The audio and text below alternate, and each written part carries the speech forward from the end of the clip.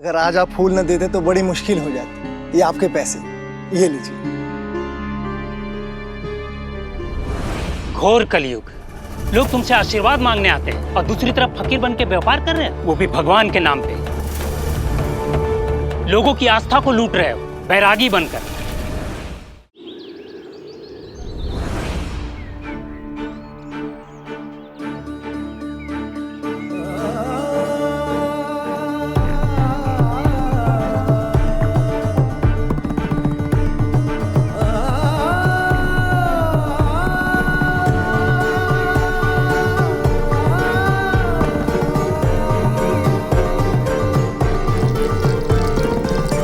काश किसी तरह सब कुछ पहले जैसे हो जाता। मेरे लिए जितना महत्व तुम्हारा है चंपा, उतना ही आई का भी। ना तुम जवाब दे पाई मुझे, ना माफी मांगी आई से। अपने लिए ना से मेरी मजबूरी समझकर आई से माफी मांग लेती।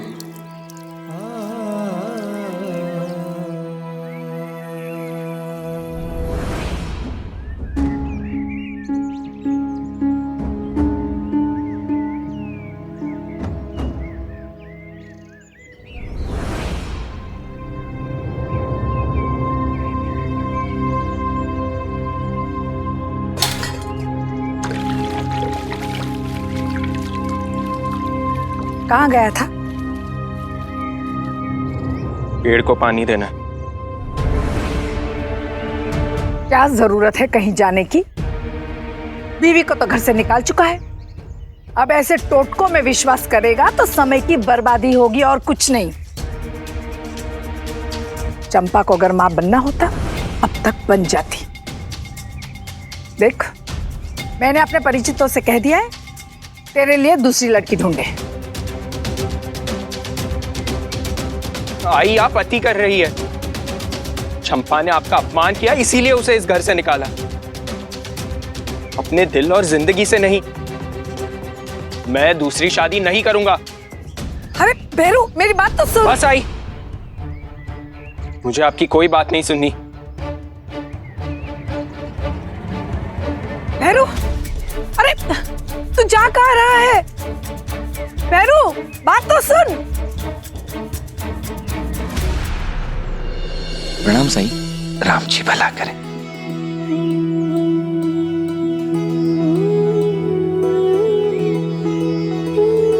ये लीजिए आपके फूल। शुक्रिया साईं।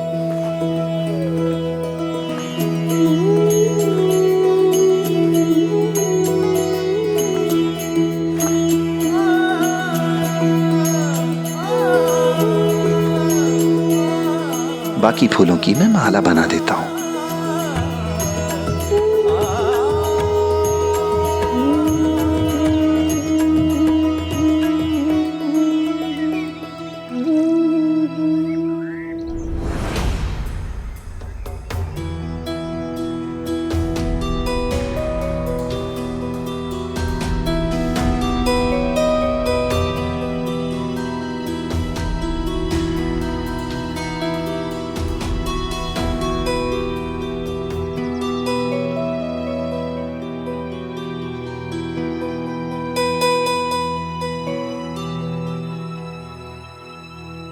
प्रणाम साईं। प्रणाम साईं। राम जी भला करें।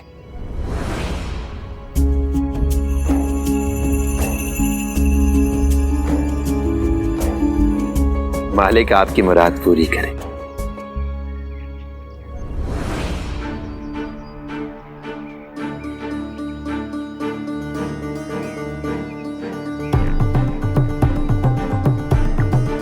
भगवान है आप? नहीं ना? तो अपने काम से काम रखो। आशीर्वाद में कुछ शब्द बोल के मुझसे भिक्षा की उम्मीद मत करना।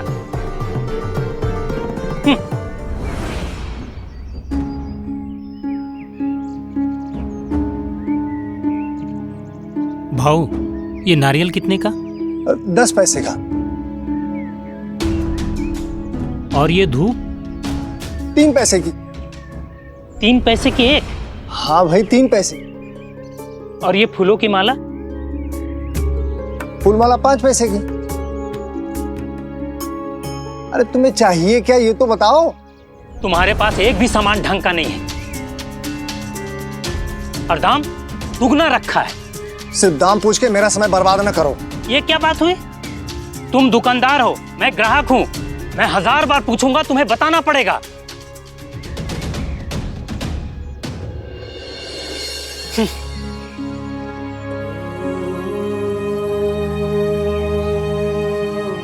ये लीजिए सखाराम जी, आपकी मालाएं तैयार हो गई हैं। धन्यवाद साईं। अगर आज आप फूल न देते तो बड़ी मुश्किल हो जाती।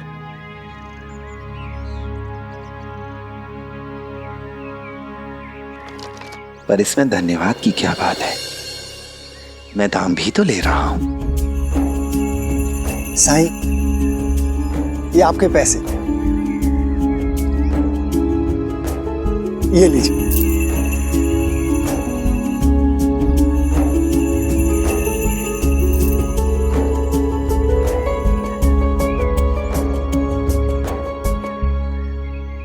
घोर कलयुग। एक तरफ तो दिखावा करते हो कि तुम बैरागी हो, लोग तुमसे आशीर्वाद मांगने आते हैं, और दूसरी तरफ फकीर बन के व्यापार कर रहे हैं, वो भी भगवान के नाम पे। ये फूल वाले से भी गए गुजरे हो तुम। इसने तो लूट मचा रखी है और दुकान खोल के तो बैठा है, पर तुम लोगों की आस्था को लूट रहे हो बैरागी बनकर। अरे मूर्ख, तुझे मालूम है किससे तू क्या बोल रहा है? ये हमारे साईं हैं। होंगे, पर ये तो फकीर थे, भिक्षा मांग के काम चलाने वाले। पर अब फूलों का व्यापार कर रहे हैं तो व्यापारी हुए ना।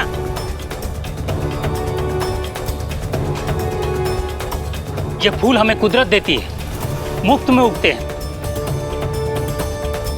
और तुम्हारे साईं उसका भी व्यापार कर रहे हैं। क्या शोभा देता है इन्हें?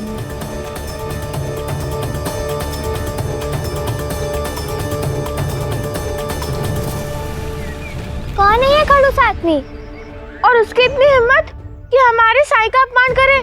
समझता क्या है वो खुद को? देखो भाई, हमें तुम्हें कोई सामान वामान नहीं बेचना, ठीक है? अब तुम यहाँ से जाओ।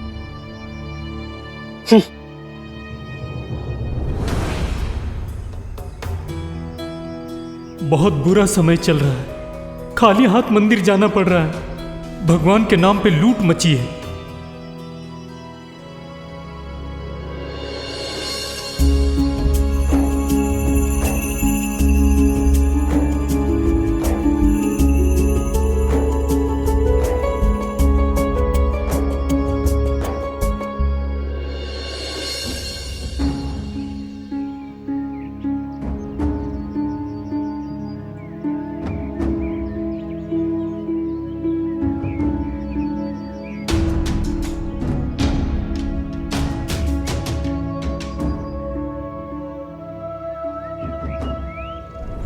सही कहा तुमने, ये बहुत खड़ूस है। तब से बकबक किए जा रहे। पहले तो फूल वाले काका के साथ बदतमीजी की, और अब हमारे साईं के साथ। इसे इसकी करनी का दंड मिलना चाहिए। सबक सिखाना पड़ेगा हमें इसे।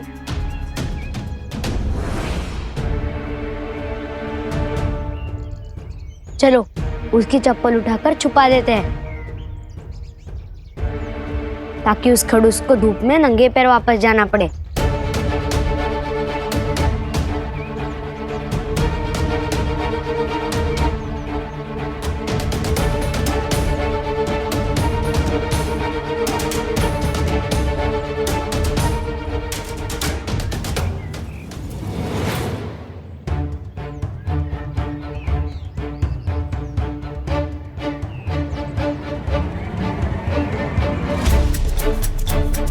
मुझे अंदर जाने दो। कहाँ अंदर जाने दो? शायद तू भूल गया है, कुलकर्णी सरकार ने तुझे नौकरी से निकाल दिया है।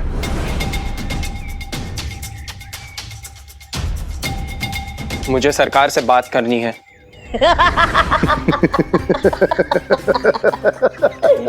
हाँ, जैसे तू अंग्रेजों का राजकुमार है और सरकार सारा काम छोड़कर तुझसे मिलने आएंगे। हाँ? एहसान फरामोश, चल भाग यहाँ से। चल भाग। सरकार से बात करने के बाद ही जाऊंगा। अबे छोड़ो, छोड़ो, मुझे सरकार से बात करनी है। अबे छोड़। क्या उत्पात मचा रखा है? शांति से काम कर।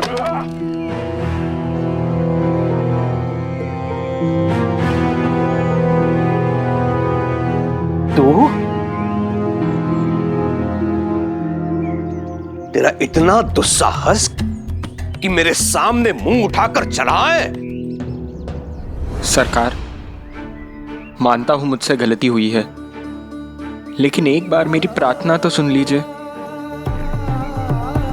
सच है कि मेरे कारण आपका नुकसान हुआ है। पैसों से ज्यादा महत्वपूर्ण आपका विश्वास तोड़ा है मैंने। लेकिन एक मौका और दीजिए अपनी गलती सुधारने का। मैं वादा करता हूं कि अगली कुश्ती की प्रतियोगिता मैं ही जीतूंगा।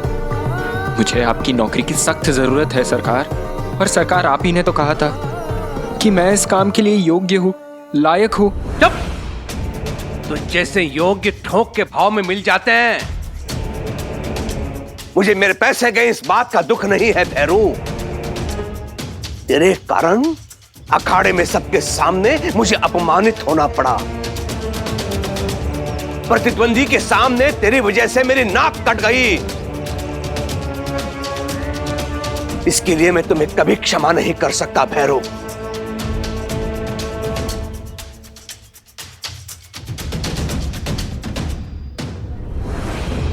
तेरे कारण जो मेरा अपमान हुआ है,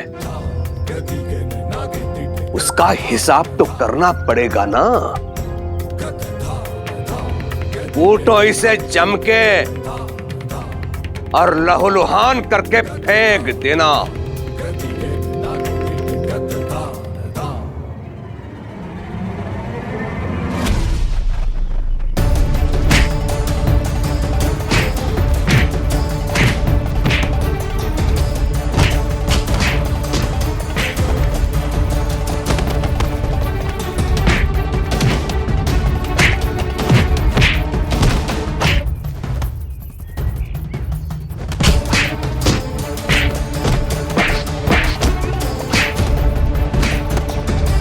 रुक जाओ।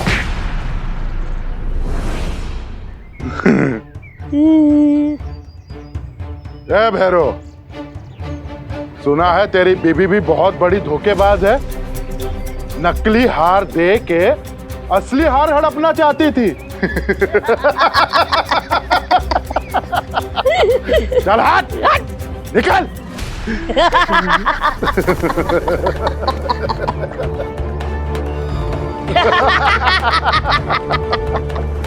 अरे चल चल।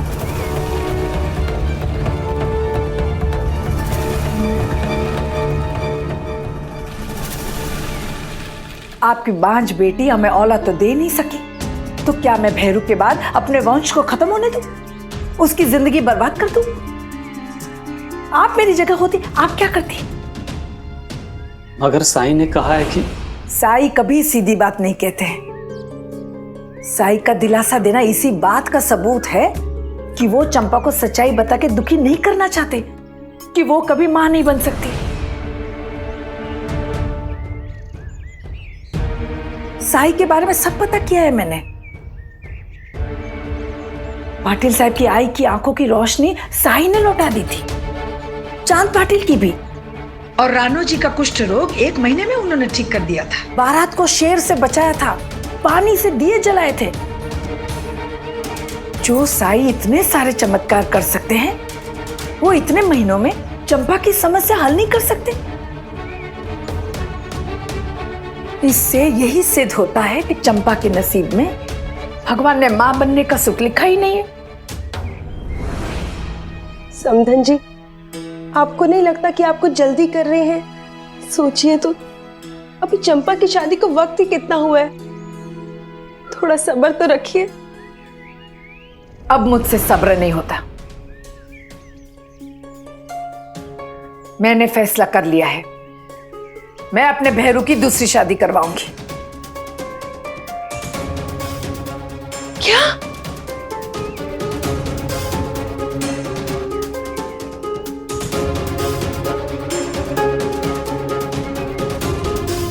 दामाद जी कहाँ हैं? मुझे उनसे बात करनी है।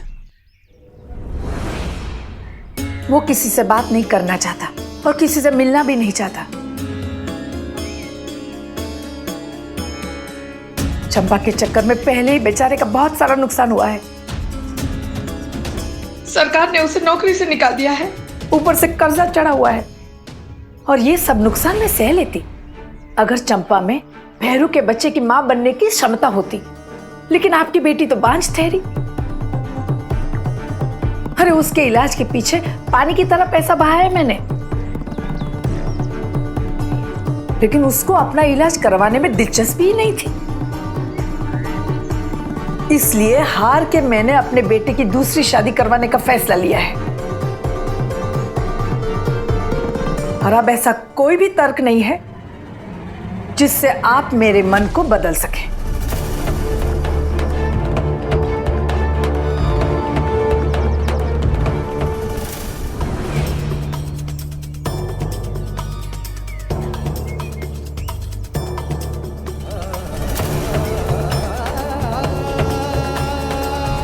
इससे माफी मांगो।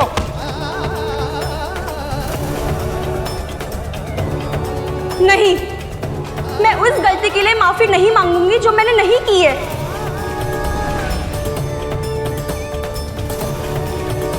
सुना है तेरी बीबी भी बहुत बड़ी धोखेबाज है, नकली हार दे के असली हार हड़पना चाहती थी।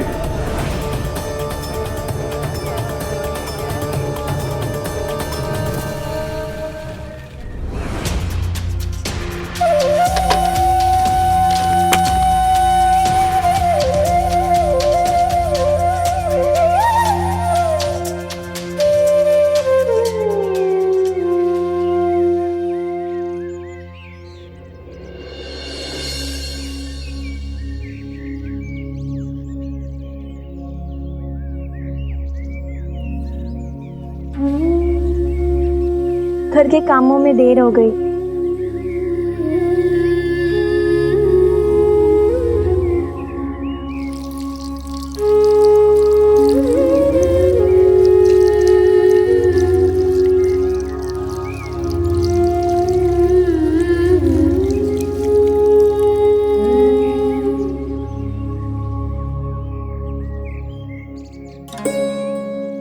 साई, मैं नहीं जानती कि मेरे पति यहाँ आएंगे या नहीं, लेकिन मैं इस पेड़ को पानी देना बंद नहीं करूंगी।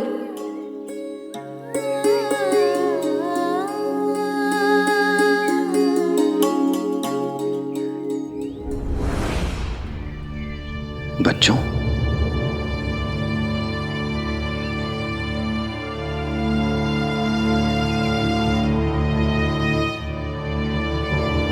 यहाँ आओ।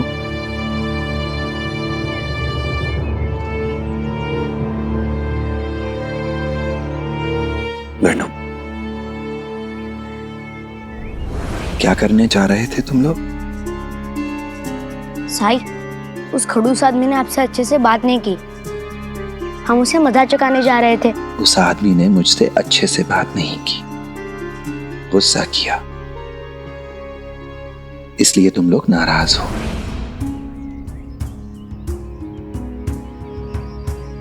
उसे मजा चखाना चाहते हो, पर क्या तुमने ये जानने की कोशिश की कि वो इंसान इतना गुस्सा, इतना नाराज क्यों है? खंडोबा, मैं हर तरफ से निराश हो चुका हूं। मुझे तो लगता है कि तुम्हारा अस्तित्व है ही नहीं। तुम भगवान ही नहीं हो, तुम सिर्फ पत्थर हो। और अगर तुम पत्थर नहीं हो तो मेरी हालत देखकर तुम्हें तरस नहीं आता? 3 दिन से भूखा हूं, बच्चे भूखे हैं, पत्नी के इलाज के लिए पैसे नहीं है खंडोबा, खुद के इलाज के लिए पैसे नहीं है।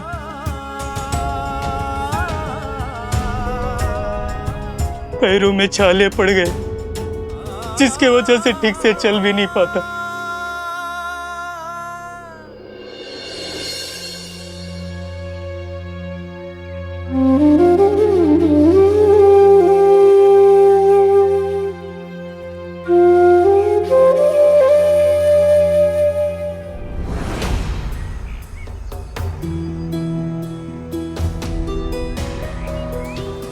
क्या मेरी पुकार तुम तक नहीं पहुंच रही?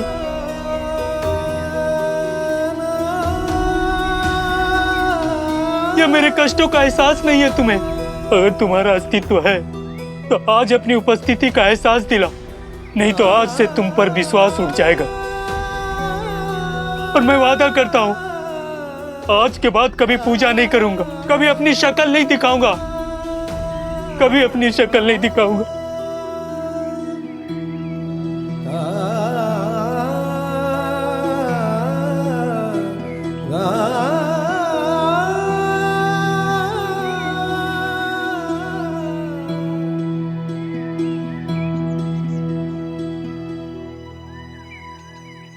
अगर कोई इंसान दूसरों पर हमेशा गुस्सा करता रहता है, हमेशा नाराज रहता है, तो अक्सर इसका कारण ये होता है कि वो इंसान अंदर से बहुत दुखी है, बहुत परेशान है।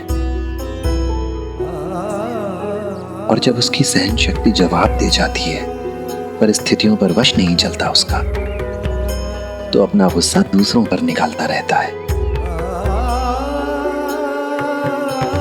इस इंसान की परेशानी इसकी गरीबी है। अपनी गरीबी से बहुत दुखी है ये। फिर हमें क्या करना चाहिए साईं? तुम लोग इसे मजा चखाना चाहते थे ना, तो कुछ अच्छा करके मजा चखाओ।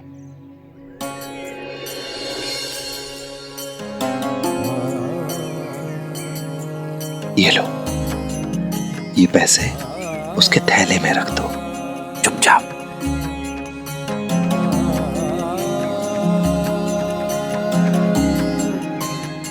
जाओ।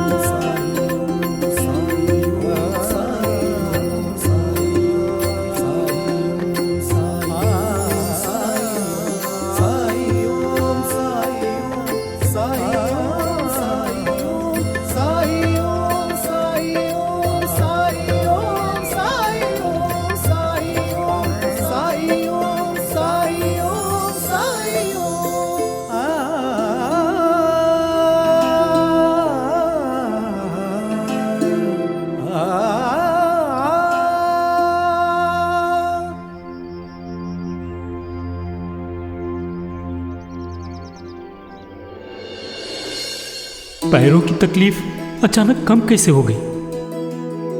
थोड़ी देर बैठ गया, शायद इसीलिए आराम लग रहा है।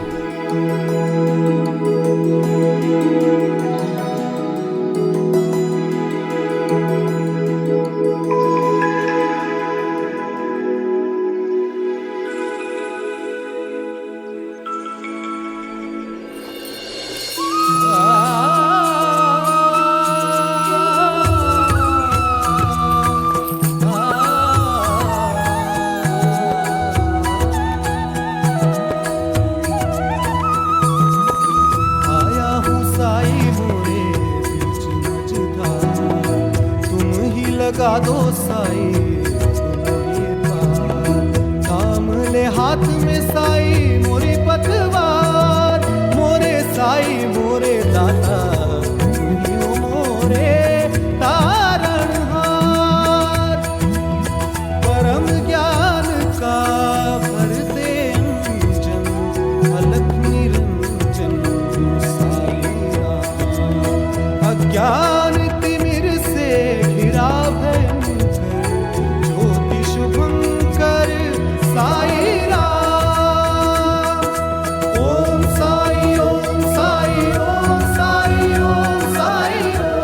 खंडोबा, ये तुम्हारा ही चमत्कार है ना? ओम साई ओम साई ओम साई ओम साई ओम साई ओम साई ओम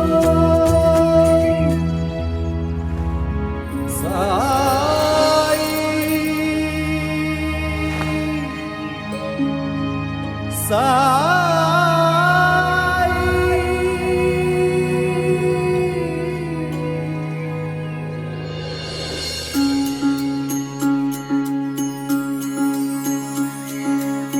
जब जीवन में दुख का अंधियारा छाए, मन में सदा श्रद्धा की जोत जलाए, विश्वास मन का तुझको पार लगाए, भक्ति भावना श्रद्धा से जो शीश झुकाए। ओम साई ओम साई ओम साई ओम साई ओम साई ओम साई ओम।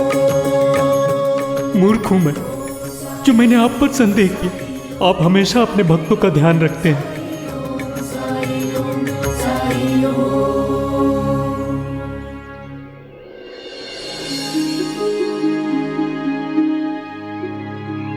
मैंने कहा था ना, वो मालिक आपकी मुराद पूरी करेगा। साई के क्या है कौन जान पाए। अरे बांझ होने के बावजूद ना कमला ताई अपनी बहू को अपनी बेटी की तरह समझती थी। चंपा को बच्चा हो सके इसके लिए उसने हर प्रयास किया, लेकिन बदले में उसको मिला क्या? और नकली हार वाली बात सच है? हाँ बिल्कुल सच है। अरे तभी तो भैरव ने घर से निकाल दिया धक्का मार के चंपा को।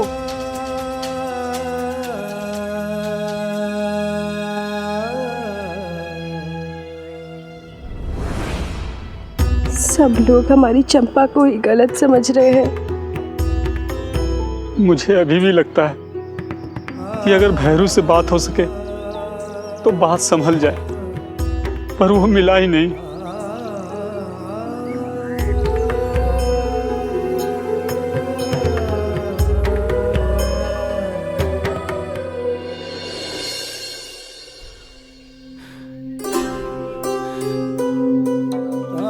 मुझे माफ कर दीजिए, मैंने बहुत बुरा बर्ताव किया आपके साथ। मैं क्या करता, बहुत परेशान था। मेरी पत्नी खाट पे पड़ी हुई है। बच्चों और पत्नी की देखभाल में ऐसा उलझ गया हूं कि कोई काम भी नहीं कर पा रहा हूं। लेकिन खंडोबा ने आज मुझे पैसे दिए।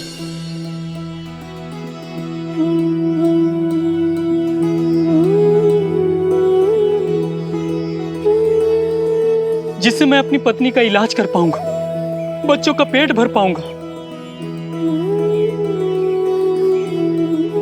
खंडोबा ने मेरे पैर भी ठीक कर दिए। जब परिस्थितियां हमारे नियंत्रण में नहीं होती,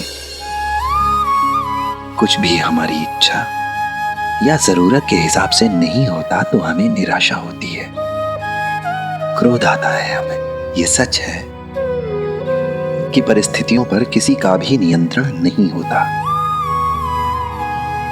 पर विषम परिस्थितियों में, बुरे हालात में हम क्या करते हैं, क्या कहते हैं, इस पर तो नियंत्रण रखा जा सकता है ना। बुरे समय में किसी पर गुस्सा करके, किसी से बुरा बोल के हम अपने ही मन को और खराब कर लेते हैं। ऐसी बानी बोलिए मन का आपा खोए, औरन को शीतल करे आपहु शीतल होए।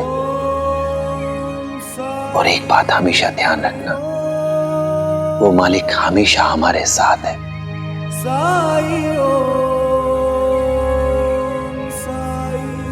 वो कभी हमारा साथ नहीं छोड़ता, कभी हमसे अलग नहीं होता। बस हम ही हैं जो उससे अलग हो जाते हैं। मैं इसका ध्यान रखूंगा साईं।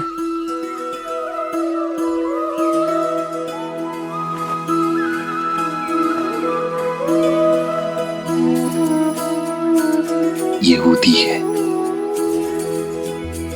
इसे पानी में घोलकर अपनी पत्नी को पिला दीजिएगा। भगवान ने चाहा तो वो जल्द ही ठीक हो जाएंगी और आप भी अपने काम पर जा सकेंगे। जी साईं। राम जी भला करे।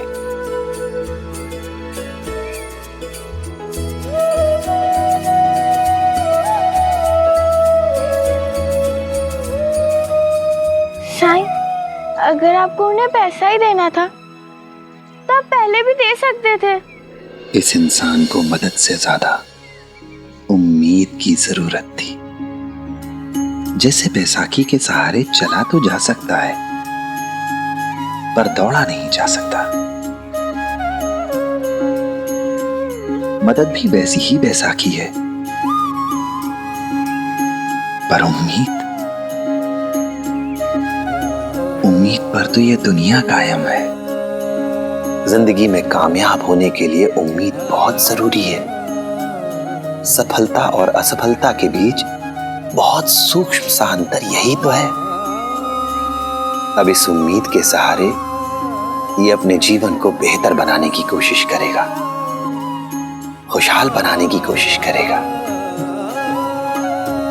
उम्मीद होगी तो प्रयास करेगा, प्रयास करेगा तो सफलता मिलेगी और सफलता मिलेगी तो खुशहाल होगा और जब खुशहाल हो जाएगा तो संसार में भी खुशियां ही बांटेगा ये।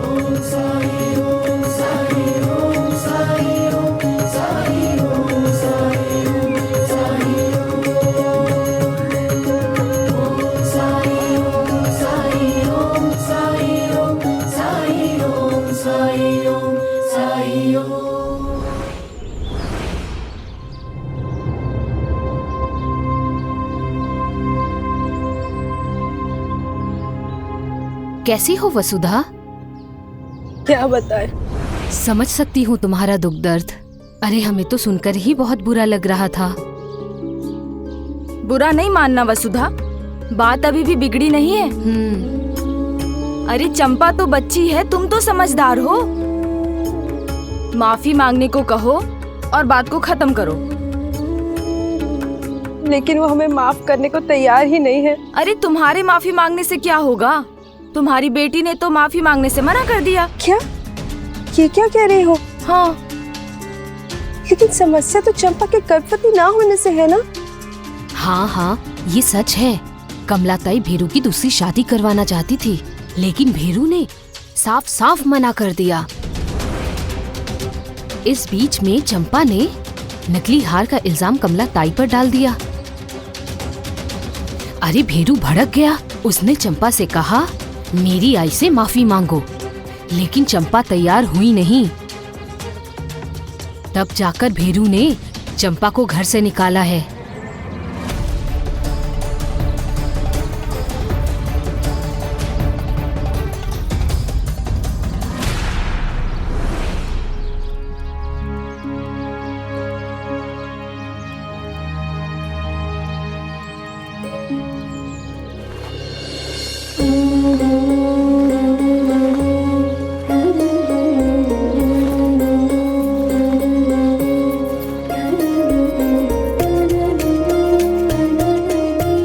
बिना खाए पिए क्यों भटकते हो?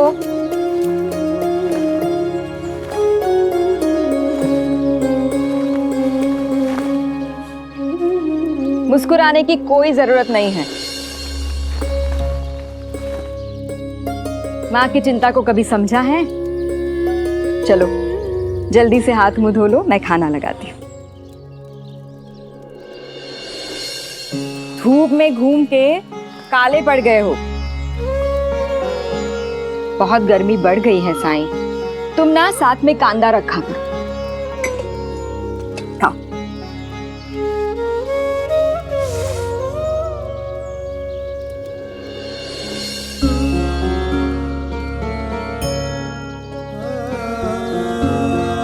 वैसे धूप का मुझसे कोई बैर नहीं है भाईजामा, और धूप जितनी कड़ी होगी मेरी छांव भी तो उतनी ही घनी होगी। खाते समय बातें नहीं, सिर्फ खाते हैं।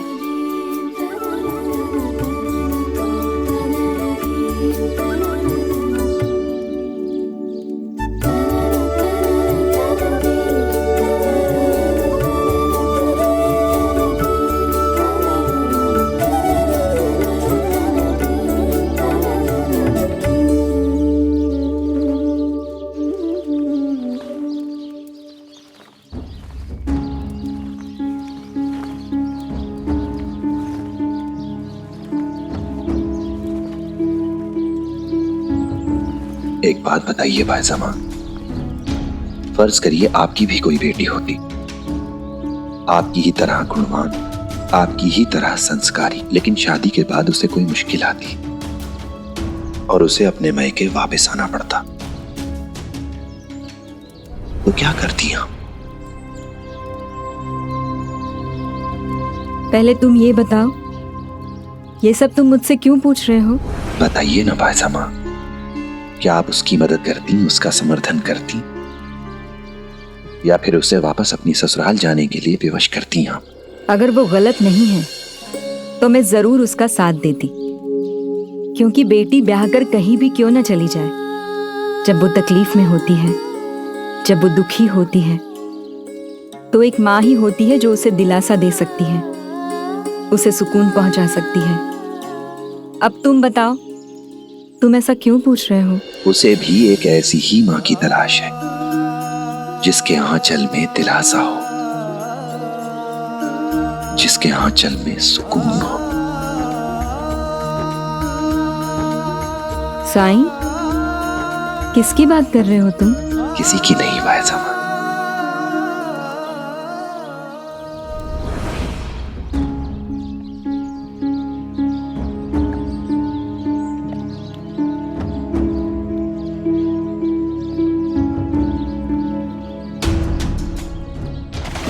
तुम भी कोई ऐसा काम खोजो जो तुम्हें पैसे भी दिलाए और तुम्हारे कसरत करने के शौक को, तुम्हारे सपने को भी तुमसे दूर ना करे। शिरडी में कुश्ती की प्रतियोगिता आयोजित करने जा रहा हूं और मैं चाहता हूं कि तुम अपनी शिरडी का प्रतिनिधित्व करो।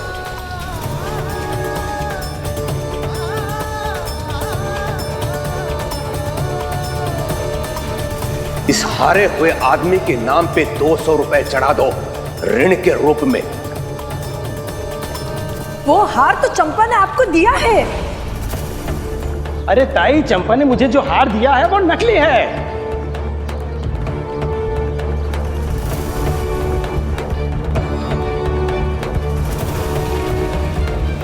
इससे माफी मांगो।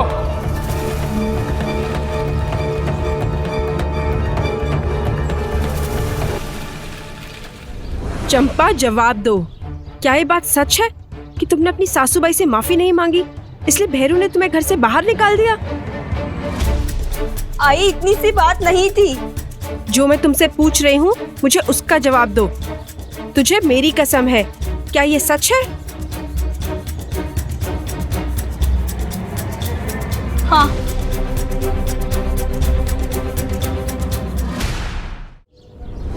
मूर्ख है क्या?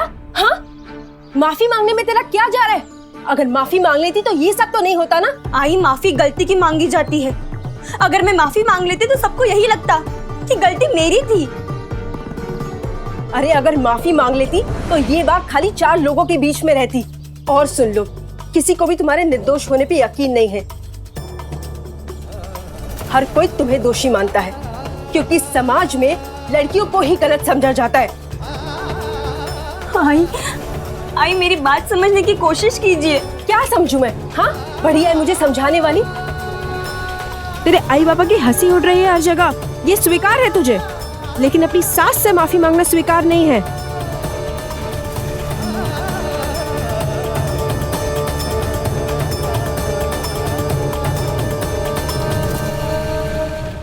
बाबा, बाबा, क्या आपको भी लगता है कि मैं गलत हूँ? आज तो हम हैं, लेकिन आगे क्या होगा तुम्हें पता है? तुम्हें कितनी मुश्किल हो सकती है, सोचा है कभी? अरे ये क्या सोचेगी? जो सोचना है हमें ही सोचना है। हम अभी इसे वहां लेके जाएंगे और ये वहां पर जाकर उनसे माफी मांगेगी, चाहे तुझे उनके पैरों में क्यों ना गिरना पड़े। चल अभी, चल। नहीं आई, मैं अपने स्वार्थ के लिए अपने आत्मसम्मान की बलि नहीं दूंगी। मैं गलत नहीं हूँ तो नहीं हूँ। तो क्या तू जिंदगी भर यही बैठी रहेगी अपने मायके में? हमारी छाती में मूंग डलती रहेगी? वसुधा, शांत हो जाओ।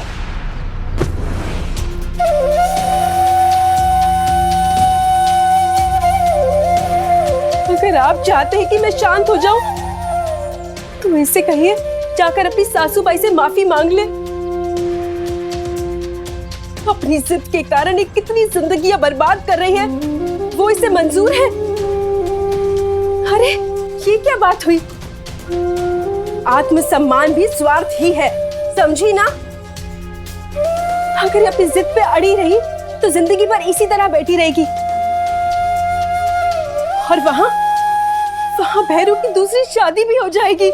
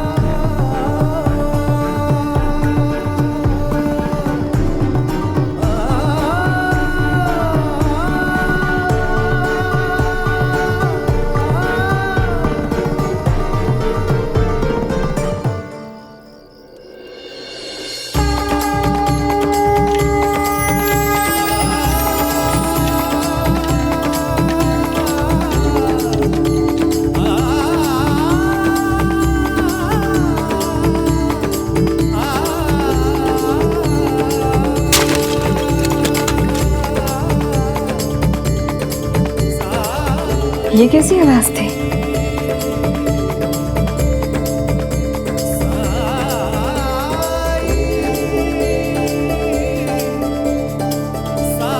ये कैसे गिर गया?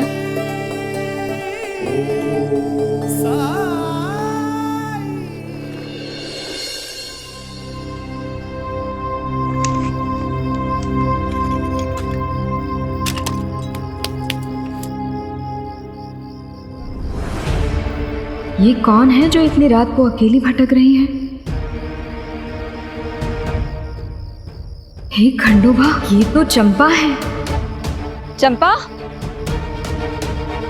चंपा, चंपा,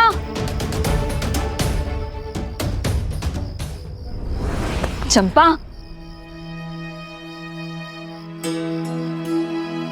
सब ठीक तो है ना? ऐसे बेसुध होकर कहाँ भटक रही हो? समय देखा है क्या हुआ है?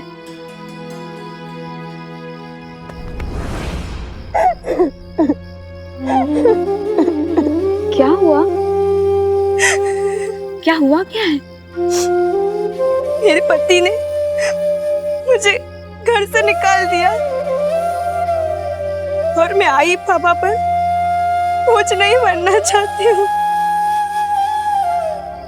फर्ज करिए आपकी भी कोई बेटी होती, आपकी ही तरह गुणवान, आपकी ही तरह संस्कारी, लेकिन शादी के बाद उसे कोई मुश्किल आती और उसे अपने मायके वापस आना पड़ता, तो क्या करती आप? साई क्या कहना चाहता था अब समझ में आया मुझे। तू चिंता मत कर, तू चल। नहीं काकी, मैं चंपा, काकी मानती है ना मुझे, तो चुपचाप चल। चल।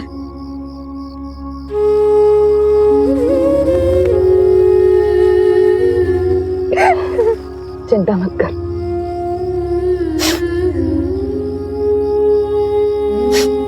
चल, चल अंदर।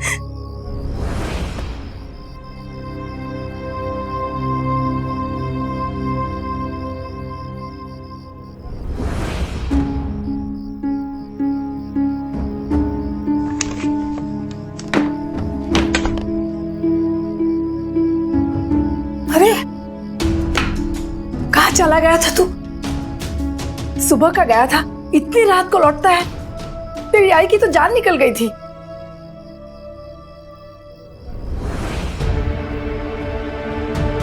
हे देवा, ये चोट कैसे लगी? क्या हुआ था? हाँ? दवाई लगाती हूँ, आ जा इधर, बैठ इधर। ये चोट कैसे लगी? बैठ, बैठ आराम से, मैं दवाई लेकर आती हूँ जख्म के लिए। हाँ, ये ले, ये देवा।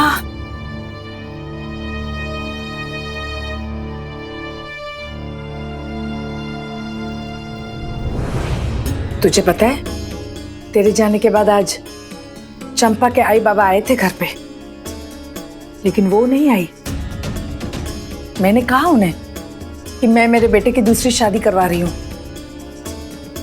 जाके उन्होंने चंपा को बताया तो होगा ना, फिर भी वो नहीं आई माफी मांगने।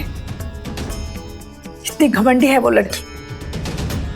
और एक तू है, उसके लिए तू अपनी जिंदगी बर्बाद करने पे तुला है।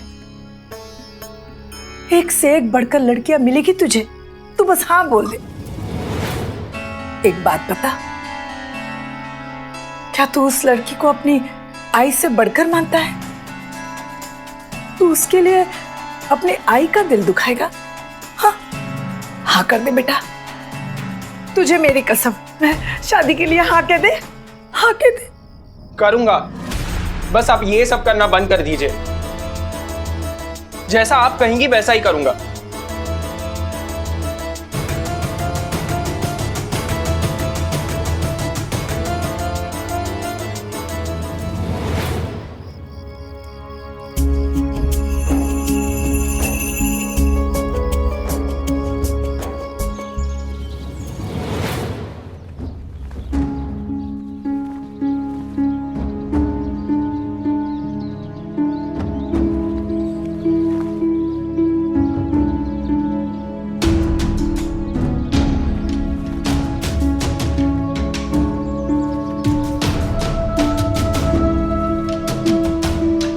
चंपा,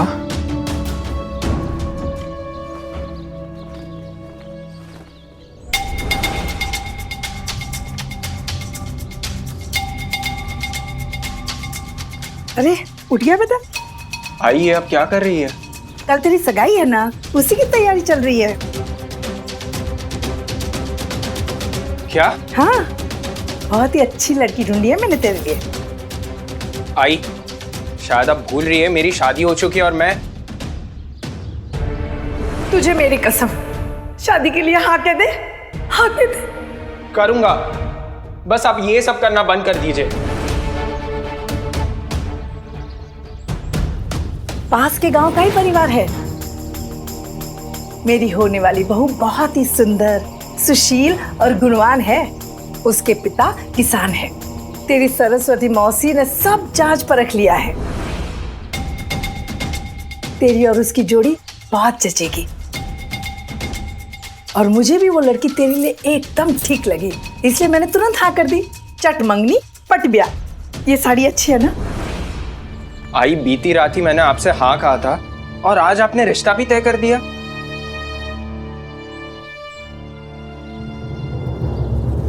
अब संयोग ही ऐसा बना बेटा, वो लड़की की आजी बहुत बीमार है, इसलिए लड़की के बाबा चाहते हैं कि जल्दी से शादी हो जाए ताकि आजी का आशीर्वाद मिले ना, इसलिए। ये देख, सब उसी के लिए है।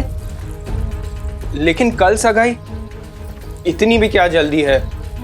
अरे अभी तो बताया ना, लड़की की आजी मरने से पहले लड़की को आशीर्वाद देना चाहती है, वो शादी देखना चाहती है। और जल्दी है तो क्या, मैं हूं ना, सब संभाल लूंगी। देख, अब मैं और सरस्वती दोनों जा रहे हैं नगर में और वहां पे खरीदारी करके आज रात को उसी के यहाँ मैं ठहर लूंगी और फिर कल दोपहर तक हम लड़की वालों के यहाँ सगाई के लिए पहुंच जाएंगे। तू भी कल सुबह ही निकलना, हाँ, समय पे पहुंच जाना वहां पे। ये ले, इस पर्ची में वहां का पता लिखा है मैंने।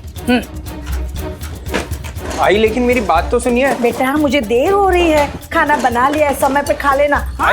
पहुंच जाना वहां पे, मैं निकल रही हूँ। आई, इतनी जल्दी दूसरी शादी? अगर चंपा को पता चलेगा तो उस पर क्या बीतेगी?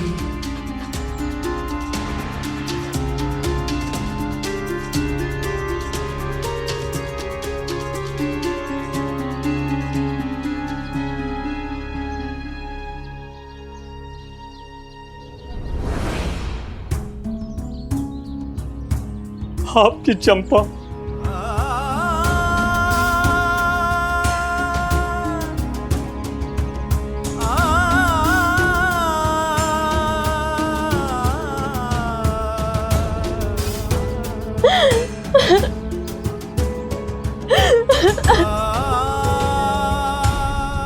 पहले दुखी थी, टूटी हुई थी, मैंने फिर भी उसे इतना कुछ सुना दिया। मैंने कितनी बार तुमको समझाया है, लेकिन तुम कभी सुनती ही नहीं हो। गलती हो गई मुझसे। अब स्वीकार करने से क्या लाभ, वो तो चली गई ना। मुझे डर लग रहा है कहीं वो कुछ कर ना बैठे। वो कुछ नहीं करेगी।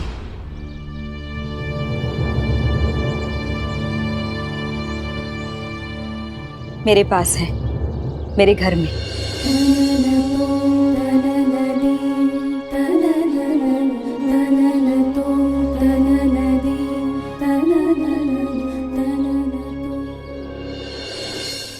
मुझे अंदाजा था आप लोग चंपा के लिए परेशान होंगे, इसलिए आपको बताने आई हूँ। मेरी तो जुबान ही खराब है बाईजा अक्का, बिना कुछ सोचे समझे मैं कुछ भी बोल देती हूँ।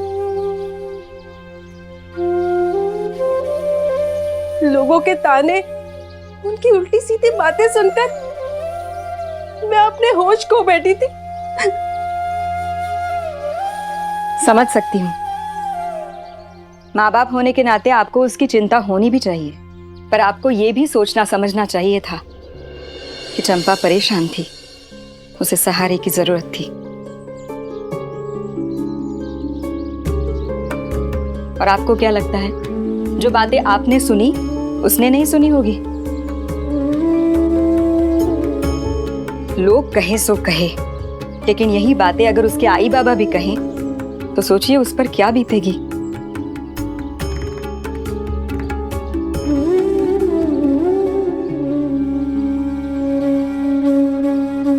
भाईजान का अभी भी कुछ नहीं बिगड़ा है। एक बार आप चंपा से बात करके उसे समझाने की कोशिश कीजिए कि अपनी सासू बाई से माफी मांग ले। क्या पता तब भैरू भी मान जाए।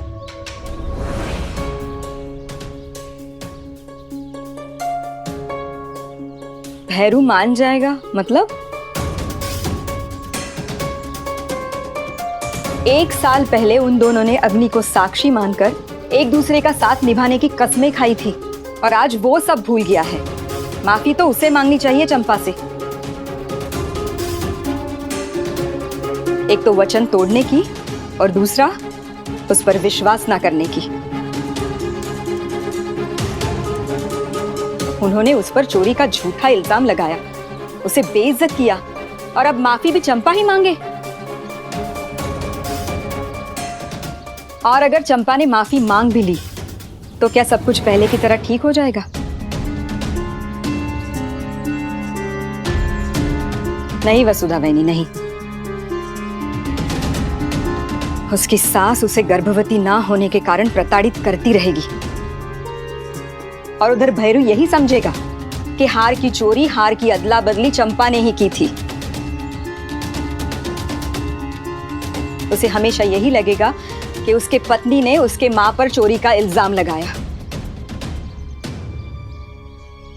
तो सोचिए चंपा की क्या इज्जत रह जाएगी उस घर में। इस इल्जाम को लेकर क्या वो जिंदगी भर ठीक से रह पाएगी?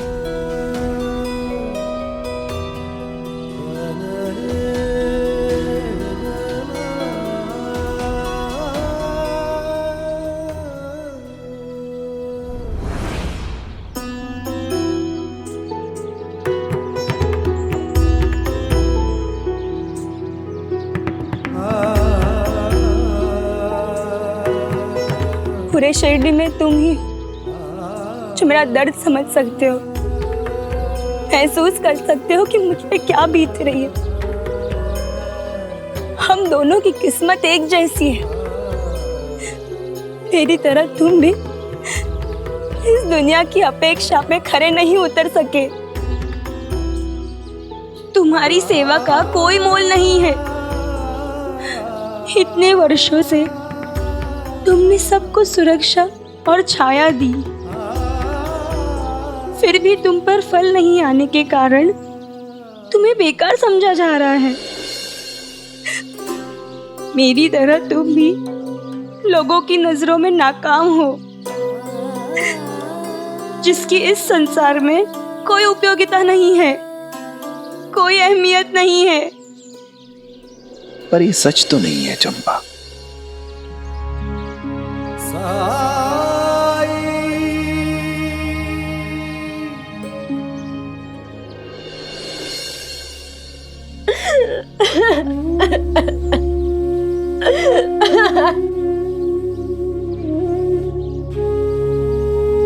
मुझे कुछ नहीं सूझ रहा भाईजान का।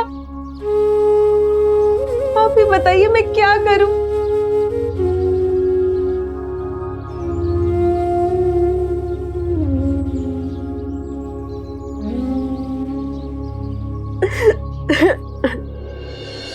कुछ करने की जरूरत नहीं है, बस आप उसका साथ दीजिए जैसे मैं दे रही हूं। अपने घर में रखकर उसका हौसला बढ़ाकर। चंपा मेरी भी बेटी की तरह ही है। साईं ने एक दिन मुझसे कहा था, घर वो होता है जहां हम खुद को सुरक्षित महसूस करते हैं, जहां हमें सम्मान, अपनापन मिलता है। अगर चंपा से उसके ससुराल में ये सब चीजें छीन ली जाती हैं, तो वो ससुराल को अपना घर कैसे कह सकती है? खैर, आप लोगों को सूचित करना मेरा कर्तव्य था, सो मैंने कर दिया। अब चलती हूँ। और अगर तुम्हें ऐसा लगता है कि तुम्हारा और इस पेड़ का जीवन एक ही जैसी मुश्किलों से घिरा है। तो फिर क्या देना चाहोगी तुम इसे? तुम इसे उम्मीद बंधाना चाहोगी, इसका समर्थन करोगी, या फिर दया दिखाओगी इस पर? उम्मीद दूंगी साईं। जो चीज तुम्हारे पास है ही नहीं, वो तुम किसी और को कैसे दे सकती हो? जो इंसान नाखुश है, खुद में खुश नहीं है, वो दूसरे को सच्ची खुशी कभी नहीं दे सकता। जो खुद नाउम्मीद है, वो दूसरे को उम्मीद कैसे देगा भला? ये समय तुम्हारी परीक्षा का समय है चंपा। अगर तुमने उम्मीद का दामन नहीं छोड़ा, तो हो सकता है दूसरी तरफ तुम्हें आशा की किरण दिखाई दे, तुम्हारे सुनहरे भविष्य की रोशनी दिखाई दे तुम्हें। सब कुछ तुम पर निर्भर है चंपा।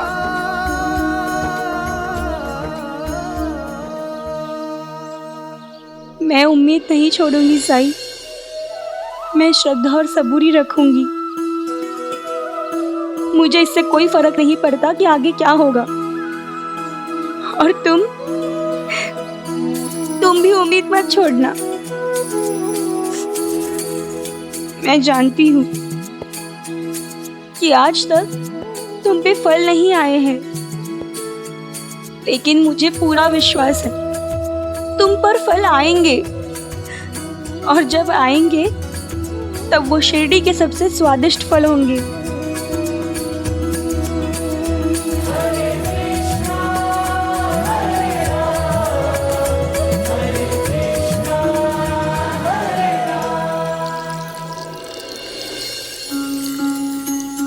ओ जीवन डगर कभी जो कठिन हो जाए, मन विचलित हो और कोई मार न पाए, अंधियारे की गहरी रात जो आए, हिम्मत टूटे और कुछ भी समझ न आए, तू श्रद्धा पथ पे सबूरी धर के बिना डिगे बस चलता जा। तू श्रद्धा पथ पे सबूरी धर के बिना डिगे बस चलता जा।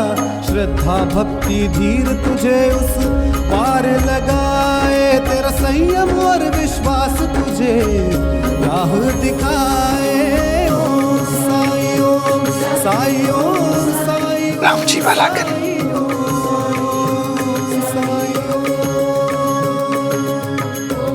चलती हूँ साईं।